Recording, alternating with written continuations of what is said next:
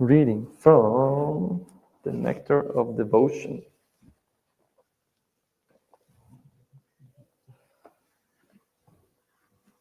So we are still at the chapter entitled Expressions of Love for Krishna. And today we are reading the section called Apprehension. When a person becomes disturbed in his heart by seeing lightning in the sky, by seeing a ferocious animal, or by hearing a tumultuous sound, his state of mind is called apprehensive. In such a state of apprehension, one tries to take shelter of something which provides safety. There may be standing on the hairs on the body, trembling of the body, and sometimes the committing of mistakes. And sometimes the body may become stunned. In the Padyavali, there is the following statement. My dear friend, Krishna's residence in the demoniac circle at Mathura, under the supremacy of the king of demons, Kamsa, is causing me much worry. This is one instance of apprehending some danger to Krishna and ecstatic love for him. When Vrishasura appeared in Vrindavan as a bull, all the gopis became gravely affected with fear. Being perturbed in that way, they began to embrace the tamil trees. This is an instance of fear caused by a ferocious animal and of the search for shelter while remembering Krishna in ecstatic love. Upon hearing the jackals crying in the forest of Vrindavan, Mother Yashoda sometimes became very careful about keeping Krishna under her vigilance, fearing that Krishna might be attacked by them. This is an instance of ecstatic love for Krishna in fear caused by a tumultuous sound. This kind of fear is a little different from being actually afraid. When one is afraid of something, he can still think of past and future. But when there is that kind of ecstatic apprehension, there is no scope for such thinking. The Nectar of Devotion ki jai.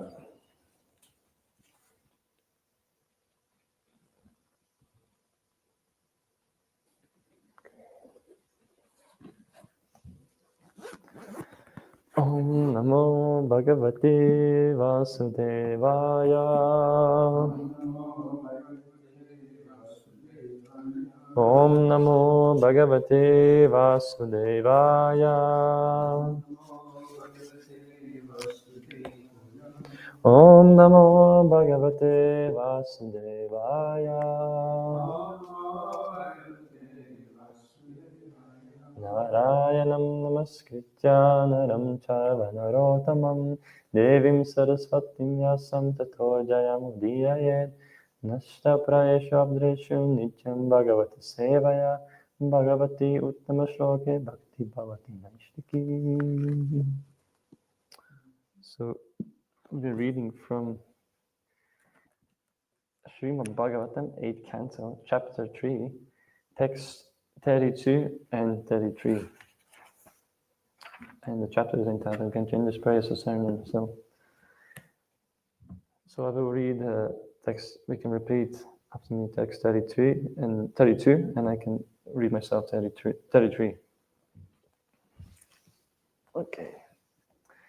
So Antaha Sarasi Uru Balena Grihita Arto.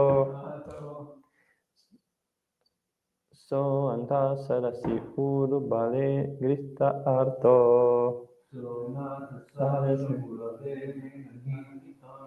Dristva karutmati harim ka upata chakram. Dristva karutmati harim ka upata chakram. Utshipya Sambuja Karam Giram Aha Kricharan Utshipya Sambuja Karam Giram Aha Kricharan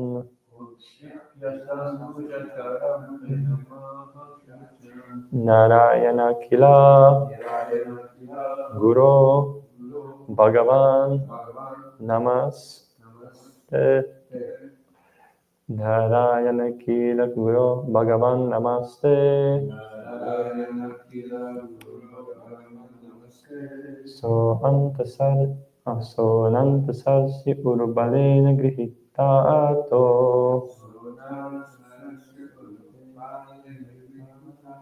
Dristva Garutmati Harimka Upata Chakram Utkshipya Sambhujakaram Giram Akricham Narayana Kila Guru Bhagavan Namaste. Sonanta Sarsya Urubalena Grihitarto Tristva Garutmati Harimka Upata Chakram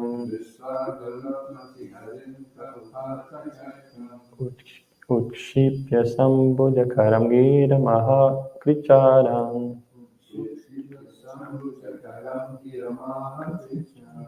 Narayana Kila Guru Bhagavan Namaste. Krishna.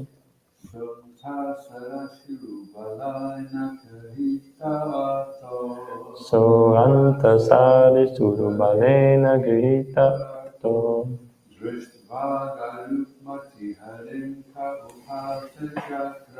Drishta Garutmati Harimka Upata Chakram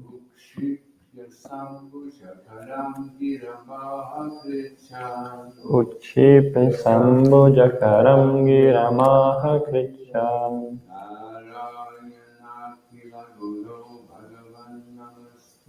Narayana Kila Guru Bhagavan Namaste.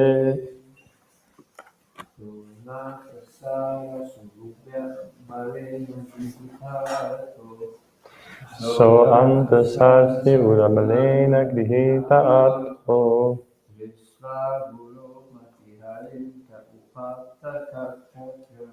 Upstadana Hariyalinka Upata Chakram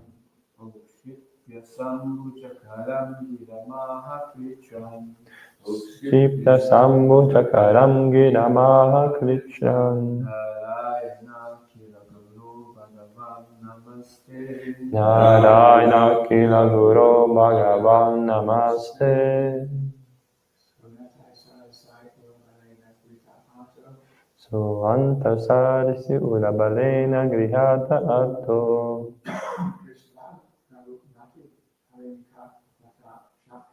Rishta Garutmati Harimka Upata Chakram Ukshipya Sambhujakaram Giramaha Kricham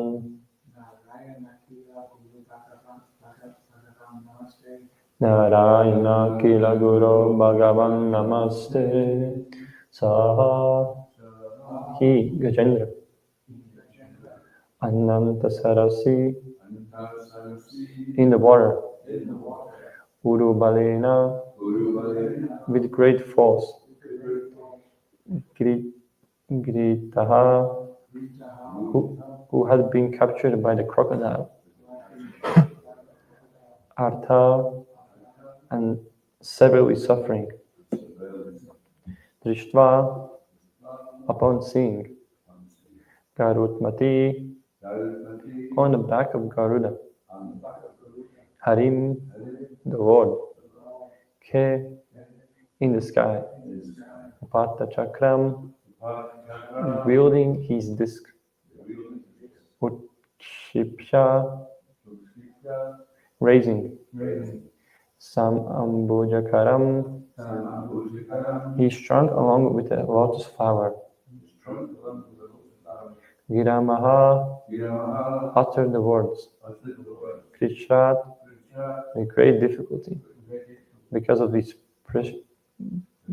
precarious position. Narayana, of my Lord Narayan. Akila Guru, O Universal Lord, Bhagavan, O Supreme Personality of Godhead, Namaste, I offer my respectful obeisances unto you. Translation and purport by His Divine Grace A.C. Bhaktivedanta Swami Srila Prabhupada Ki.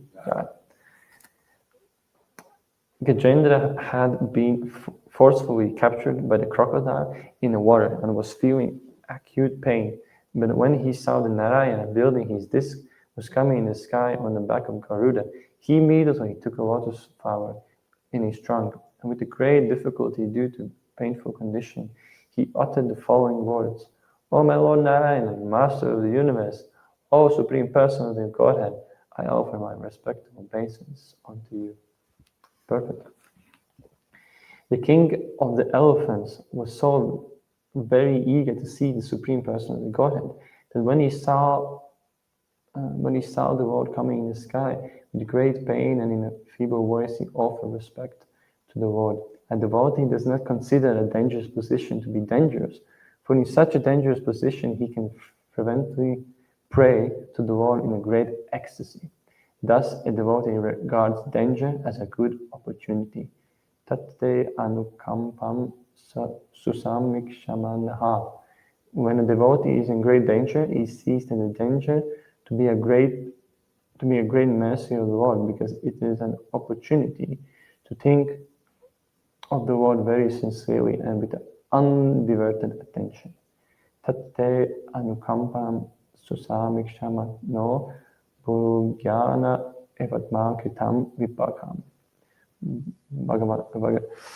Srimad Bhagavatam 10 Canto 14.8. He does not accuse the Supreme Personality of Godhead for having let his devotees fall into such a dangerous condition. Rather, he considers that dangerous condition to be due to his past misdeeds and takes it as an opportunity to pray to the Lord and offer thanks for having been given such an opportunity. When a devotee lives in this way, his salvation, his going back home, back to Godhead, is guaranteed. We can see this to be true from the example of Gajendra, who anxiously prayed to the Lord and thus received an immediate chance to return home back to Godhead. Text 33. Tam vikshapidam ajaha samasavittirya sagrahamashu sarasaha kripayo yahara graha vipatita mukhad arina gajendram sampashatam harir amu uchriyanam. Thereafter, seeing Gajendra in such an aggravated position, the unborn Supreme Personality of Godhead, Hari, immediately got down from the back of Garuda by his causeless mercy and pulled the king of the elephants along with the crocodile out of the water.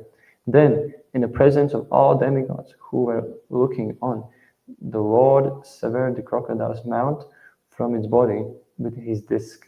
In this way, he saved Gajendra, the king of the elephants.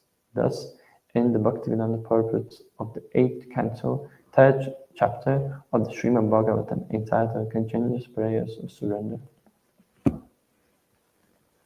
Om Jnana Timirandasya Jananjana Shalakaya Chakshuramitam Yena Tasmai Shri Gurave Namaha Shri Chaitanya Manobhishtam Sthapita Yena Bhutale Swayam Rubham Karamayam Dadati Swam Padvantikam Vanchakalpatrubhishta Kripa Sindhuve Vacha Patitanam Pavanebhyo Vaishnavebhyo Namo Namaha Shri Krishna Chaitanya Prabhu Nityananda Shri Advaita Garadhara Shri Vasudhi Gaur Bhakta Vrinda Hare Krishna Krishna Krishna Hare Hare Hare Rama Rama Rama Hare Hare Namo Vishnu Padaya Krishna Prishtaya Bhutale Srimate Bhaktivedanta Swami Niti Namine Namaste Saraswati Devi Gauramani Pacharine Nirvishesha Shunyamari Pashtate Shadarine.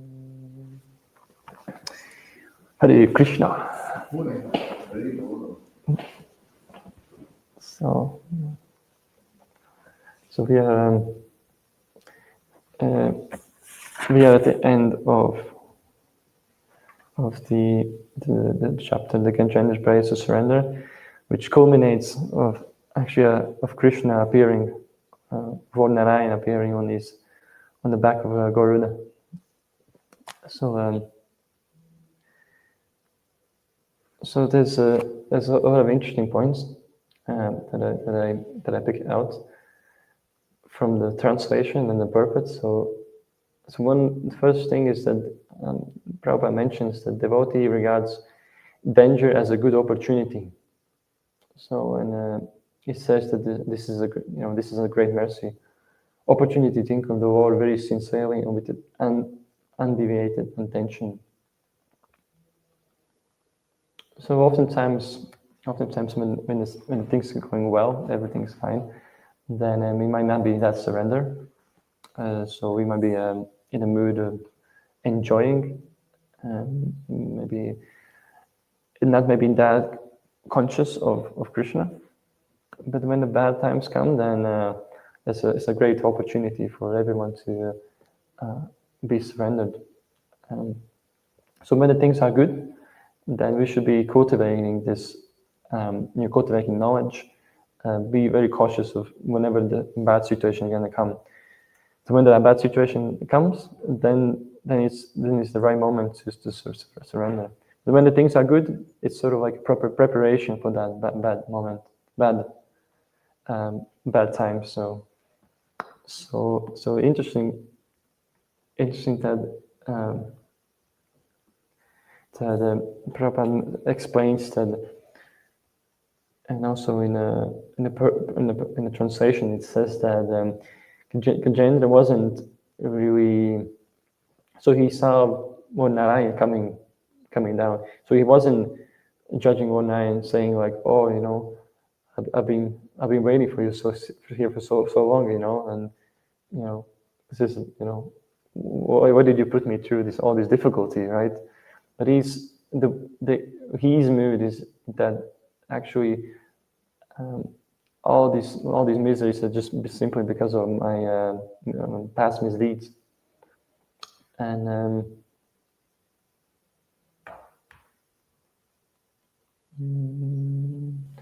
yeah. So, but interesting enough, so Prabhupada mentions this verse from Srimad Bhagavatam, 10th canto, chapter 14, text 8, and he explains in the purport actually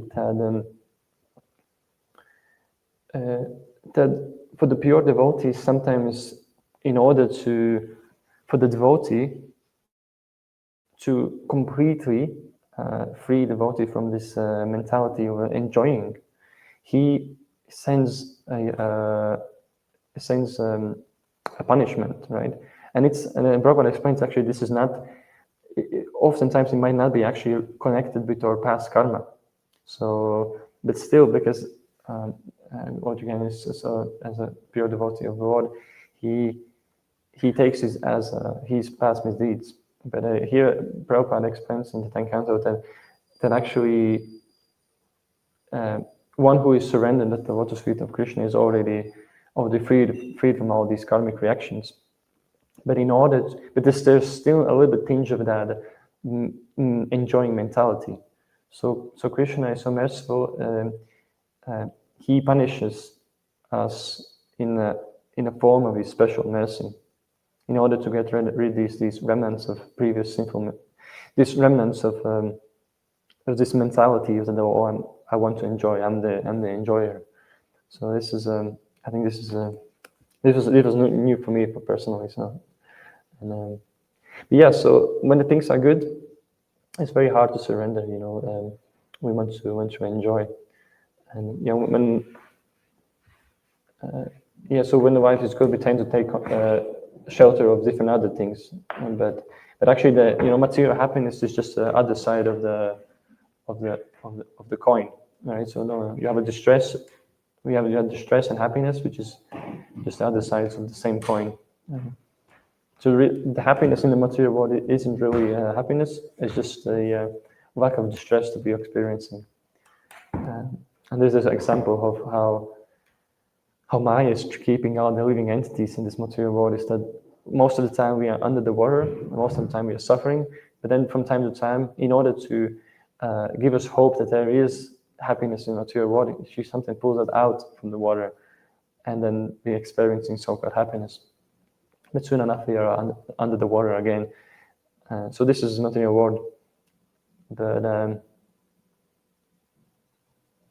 yeah, so in order to actually experience real happiness, we have to go beyond these dualities, right? Krishna also says that in Bhagavad Gita, Matra Specialist, Kunteya, Shitoshna Sukha Agama Payinonitas Tamsashikta. So happiness and distress is the same as the coming and going winter and summer seasons. And one should learn how to tolerate these. So when we learn how to tolerate these, we don't get entangled anymore. So because we are, when the life is good, when we are happy, so happy, then we try to enjoy. But actually, this enjoyment just entangles us more and more. And same as maybe happy, distress. If you don't have that right consciousness, we might be thinking, why is this happening with me? But this is actually just all these things just entangle us more and more deeper into the network of material world. The Krishna says that one should try to tolerate these and try to see that this is just these are like clouds. They come and go. They're not permanent. All right, and but as Prabhupada says in the Prabhupada, if one develops this mentality of a Gajendra, where he sees all these calamities as his misdeeds, and he's tried to tolerate these, then the Prabhupada says this: if one lives like that, he's going back to Godhead is guaranteed. Right. So this is from Prabhupada. Right. And so there's a formula of what we also can apply, which is just when Prabhupada guarantees something in his purpose, then this is we should take it seriously. Yeah. And there's also the very interesting point when I was reading that verse from the 10th canto. It's talking about. I'm just going to open here. I have a question to ask. I just want to read this. So in the purport, Prabhupada says,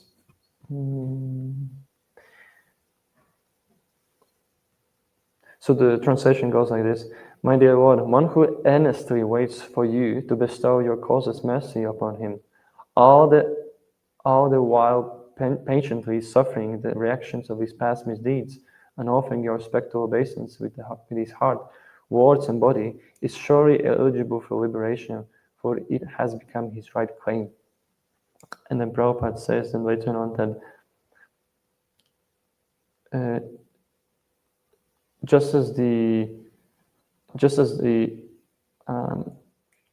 legitimate son has to simply remain alive to gain an inheritance from his father, one who simply remains alive in Krishna consciousness, following the regular principles of Bhakti Yoga, automatically becomes eligible to receive the mercy of the personality of Godhead.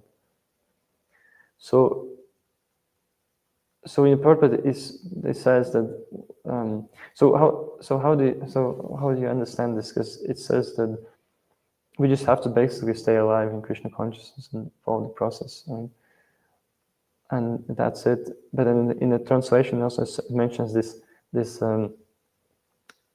word earnestly.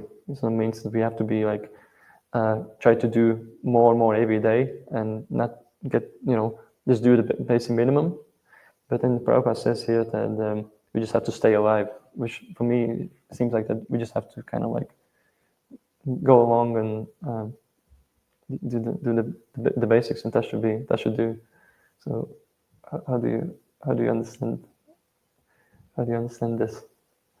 Actually, Rama says that automatic advancement only takes place once you've fully assimilated all the instructions that are there in our case in Srila Prabhupada's books or in the Vedic scriptures.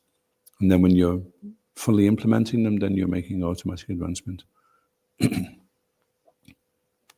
Otherwise, if you just try to go through everything in a mechanical way or a ritualistic way, then you'll miss the real purport, the real purpose of why you're doing everything.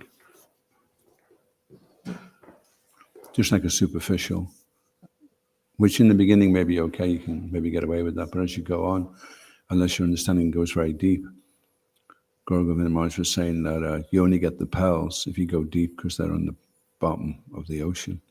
You can't get them on the surface of the ocean.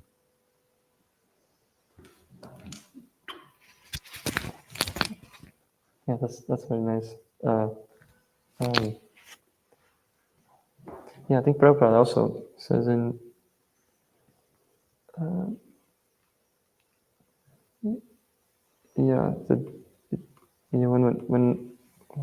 when someone understands the message and then not only reads but actually applies in his life, then he's to go back to God. It becomes his automatic.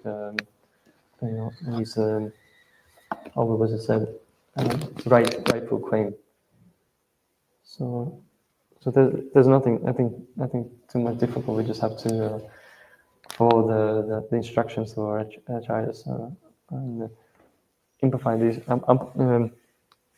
Put these teachings and instructions into practice, basically.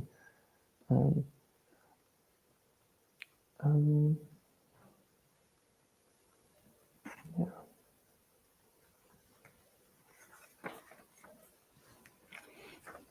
So and then as we move on, we have in the last verse in this chapter where Hari basically severs the head of the crocodile and saves the Gajendra. And so he says that it's nothing. As I was reading, there's nothing. It's not only what Krishna also saved the Gajendra from the pain, from this distressful situation, but he also saved him from from the material life. So, and it was only possible through that sort of distress. He had to go through that, a lot of suffering in order to be completely surrendered. Because if the Lord appeared before that, then there still would be that little bit of that mentality left in Gajendra's mind that maybe can still enjoy these heavenly planets here with my family, with my elephant family. So, but now Lord appeared when Gajendra was fully surrendered, and it took a lot of time, as we read at the beginning of the chapter. The crocodile and the Gajendra, they're fighting for more than 1,000 years, and then even the demigods are very surprised because even for people with them it was a very long time. So it's similar in our lives.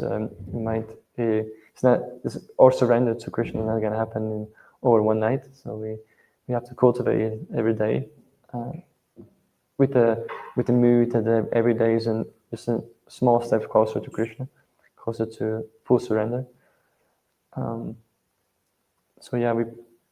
We practicing or chanting or read or association is for that final moment, so we can give everything out at last and completely surrender. And maybe any questions or comments so far? Thank you, Prabhu. Earlier you was talking about surrender, how it's very difficult to surrender when we have everything's going very good, and it's a little more easy when things are going really bad, I guess.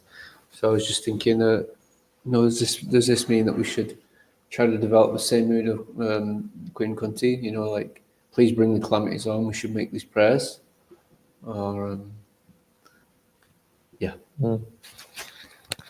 Yeah, we have. Well, it's Queen Kuti is a very elevated devotee, so and we shouldn't imitate. We should try to follow the instruction. And so we should be careful what we pray for, basically. If you're not ready to take calamities, then it might end up quite badly. So yeah, but the calamities, they do come, and then you kind of like you feel how much you can take, and then that's when you understand where are you at the moment, and you can grow from there.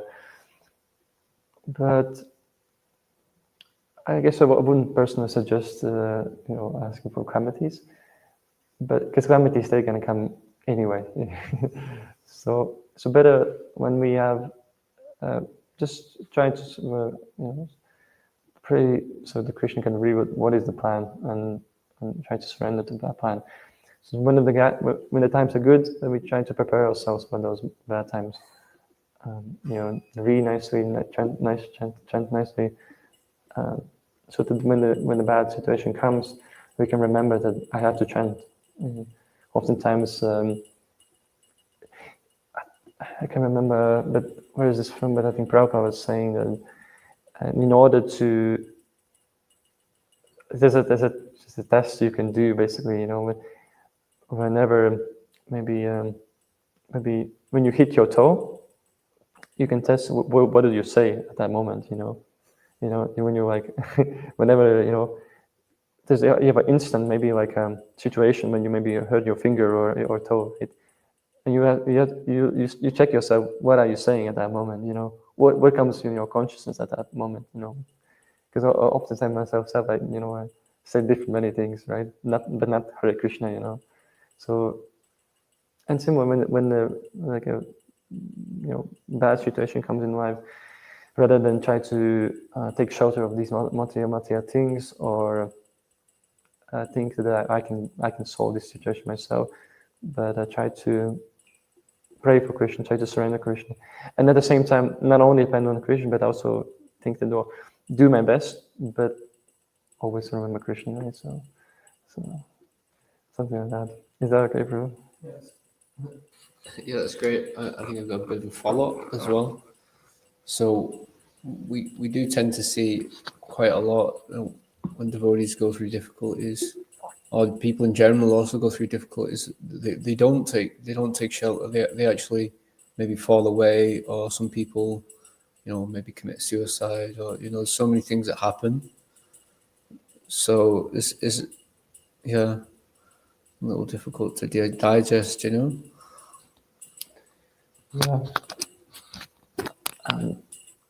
I think oftentimes it's maybe an issue of in this case, maybe lack of association, good, like a heart-to-heart, open association with devotees. Because as I still remember from the brahmachari retreat, is that one of the main things in order to stay in brahmacharya is to have a good association with other brahmacharis. But otherwise, if we don't have it, then we start thinking about where else I can be useful, to kind of like where else I can fulfill that need of that relationship there. So, and as we might not find it maybe in brahmacharya, we tend to start thinking of finding somewhere else, and then it could be also similar. Not only that reason, but also could be similar that when this really bad situation comes, we don't have that shelter to go to, and yeah, we may tend to make wrong decisions. So for Jiva we are under four like errors. We tend to make mistakes. We are under illusion. We have imperfect senses, and we have tendency to cheat. Right. So so naturally, like if you don't have maybe like a guidance, or we don't have a friend or mentor to go to, then naturally we will make a wrong decision. So association is very important for sure. And then also important is for the person to not just take it to himself, but also try to be open. Yeah, try to be open on these things and seek help. So, yeah. Is that okay, Prabhu? Yeah. Any other questions, comments, reflections? With that prayer about Queen Country, she's saying let them happen again. But if you look at the history of Queen Kunti, she was in a lot of a lot of anxiety, and it was only when Vidura came to find out how she was, who had been sent by Krishna, that she realized Krishna was looking after them, and then at that point, then she was okay, you know. So that's like that's a progression that she culminated on that. So for us, we're also progressing. So we will be asking Krishna, please show us that you are out there looking after us, you know, send a sign so that we know that you're helping us and protecting us.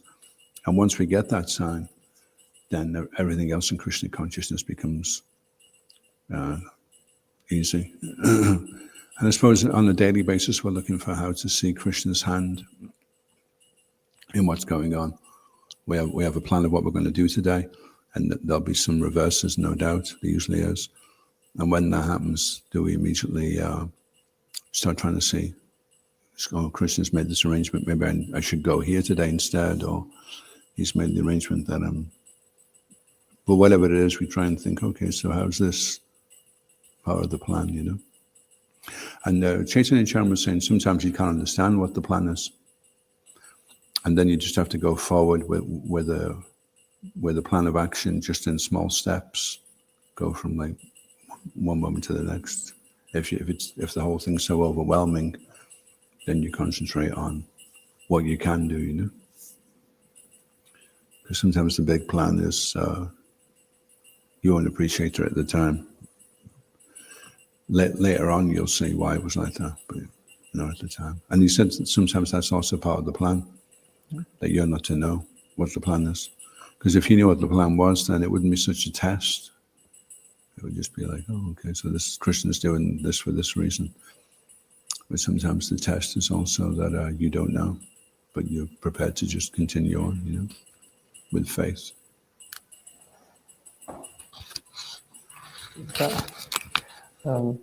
Yeah.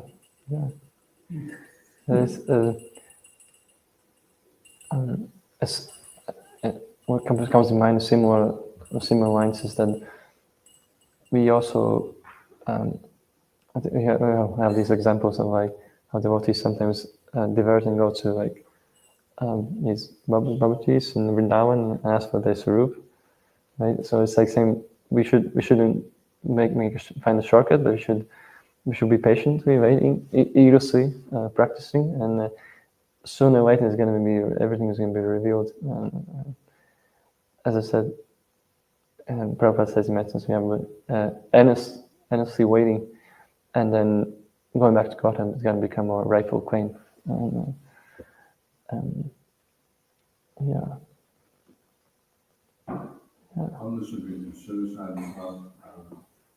If you do see some devotees may commit physical suicide, or emotional suicide, or spiritual suicide. So if that does happen, then we have to know how to not be affected by that association, and just to become more attentive to following Krishna consciousness properly, because that devotee may have been fine a few years ago, enthusiastic, working nicely with the authorities, with a nice mood and faith in Srila Prabhupada's mission, and now he's veered off. And in Shuddha Bhakti Chintamani, Shiva Ramaj says there's basically two types of devotees. One thinks that he's going back to Godhead in this lifetime, and one doesn't. He says, so for those that are, then obviously they're going to make good progress. He says those that don't think they can go back to Godhead in this lifetime, they've got two choices. One is they can go and get good association and become convinced that they can. Or he says the other is that they can wallow in the quagmire of skepticism, the breeding ground of superfluous desires.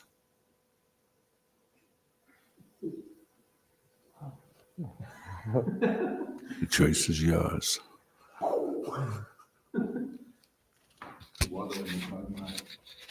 Also, I was just contemplating. Like, I think I've heard you say before, Prabhu, that Krishna only gives us as much as we can actually take, right?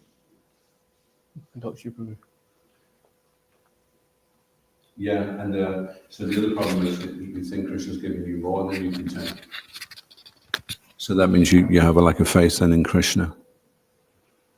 So the next point on that was, why is it that devotees seem to get too much and then they fall away and they don't practice? Is it that Krishna's given them too much, or that they've just not dealt with it in the proper way?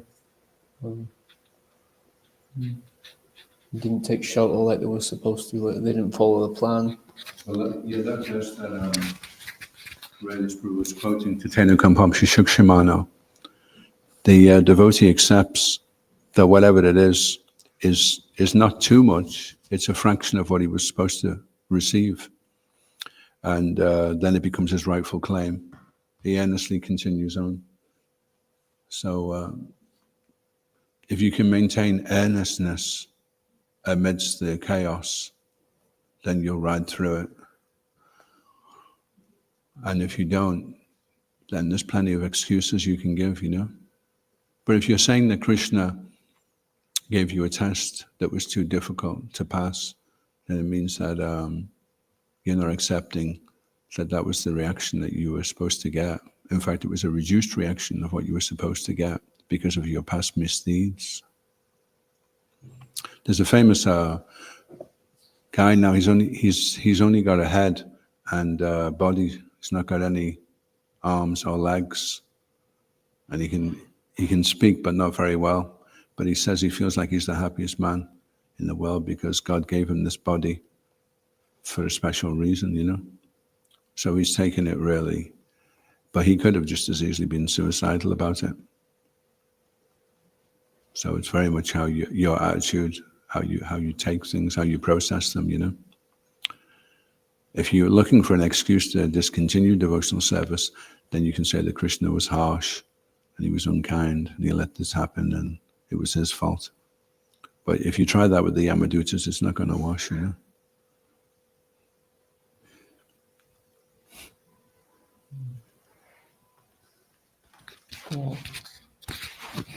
Yeah, Gajendra hasn't this mentality of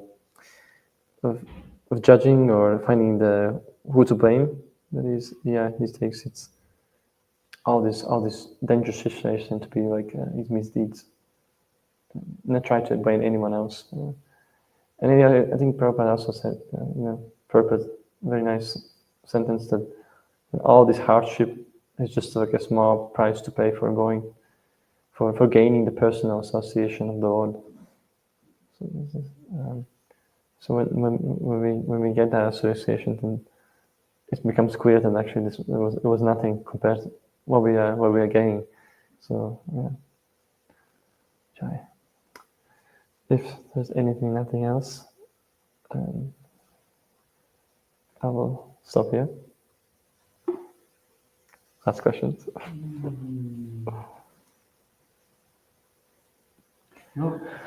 Kantaraj Srimad Bhagavatam ki jai, Shri Prabhupada ki jai, Gopi Manandi Hari.